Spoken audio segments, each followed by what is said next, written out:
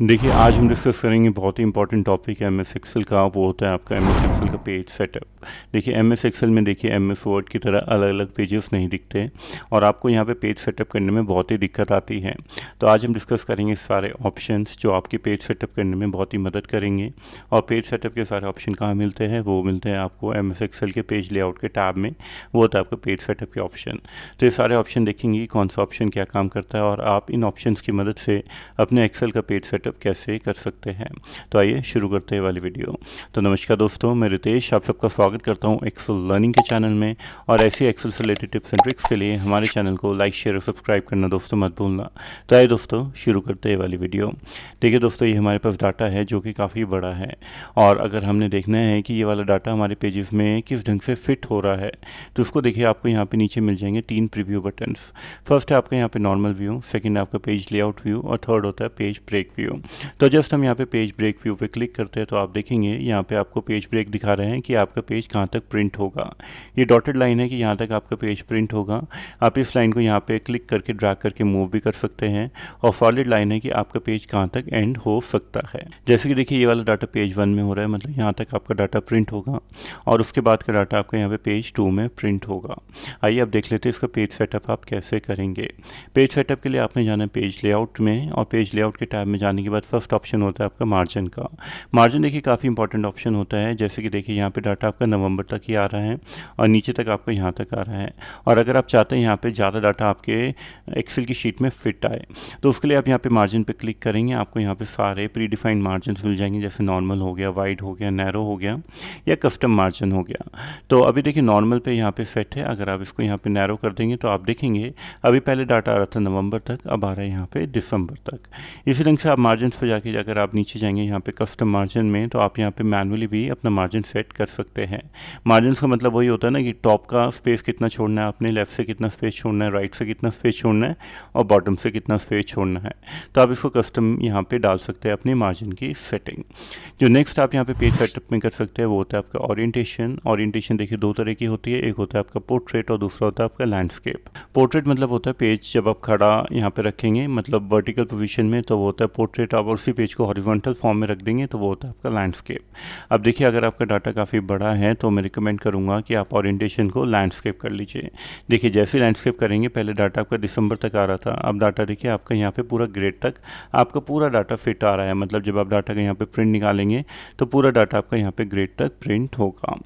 अब जो next option होता है वो आता है आपका पेज साइज़। काफ़ी इंपॉर्टेंट ऑप्शन है एक्सेल में और जब भी आप एक्सेल में काम करें तो पेज साइज़ का ऑप्शन देखिए पहले ही सेट कर लीजिए।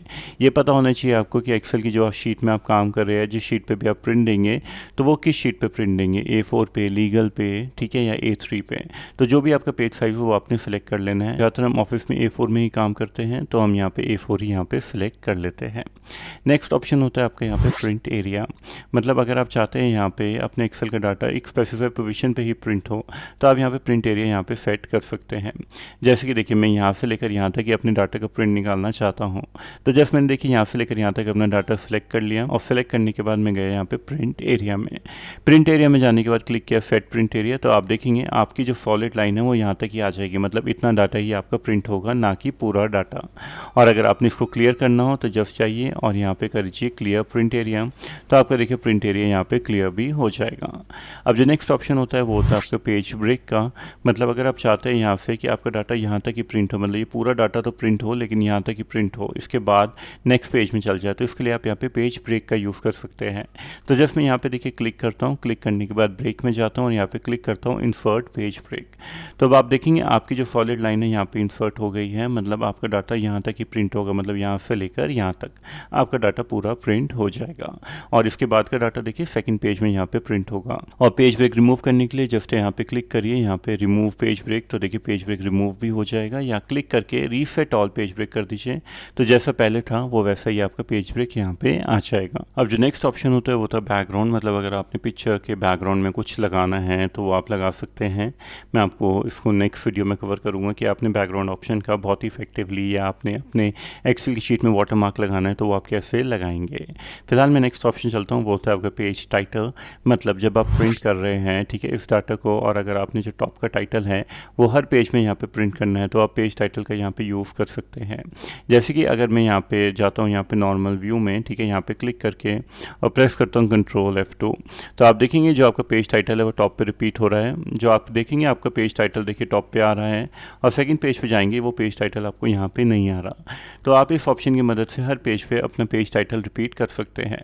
तो जस्ट मैं यहाँ पे क्लिक करता हूँ पेज टाइटल पे, और यहाँ पे ऑप्शन आएगा यहाँ पे पेज टाइटल में रोज टू रिपीट एट टॉप, ठीक है, ये वाला। आप इस एरो की पे क्लिक करिए, जो भी रो आप रिपीट करना चाहते हैं टॉप पे, जैसे कि ये वाली जो हेडर रो है मेरी, मैं यहाँ पे सिलेक्ट कर लेता हूँ और अगेन यहाँ पे क्लिक करता हूँ और उसके बाद ओके बटन प्रेस करता हूँ। अब मैं यहाँ पे प्रिंट प्रीव्यू देखता हूँ कंट्रोल F2 से, तो आप देखेंगे फर्स्ट पेज पे ये वाली हेडर रो आ रही है, सेकंड पेज पे भी आ रही है, थर्ड पेज पे आ रही है, मतलब हर पेज पे आपकी हेडर रो यहाँ पे रिपीट हो रही है।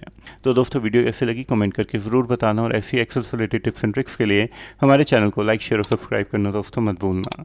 मिलते दोस्तों नेक्स्ट वीडियो में, until then goodbye, take care.